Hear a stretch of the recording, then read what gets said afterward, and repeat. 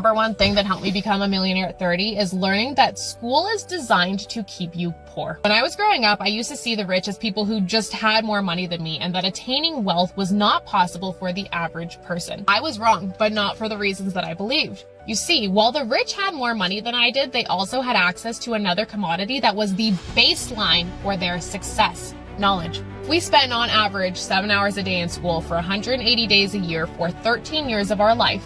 This means we've spent 16,380 hours in the classroom. It's not including post-secondary. All of this time spent to get us prepared for life, yet we're not taught about the things in the real world that really matter, like taxes and investing and mental health, growing a business. And this isn't by accident, it's a systemic failure and by design. Schools are set up in such a way that it keeps poor people poor. Think about it. It was set up on an outdated industrial model that was used to create compliant workers. This is why schools create an atmosphere that punishes questioning authority. You're gonna do what I tell you to do, no questions asked. We don't want you thinking for yourself. Because when you think too much, you question things, you increase your knowledge, and you stop allowing them to take advantage of you.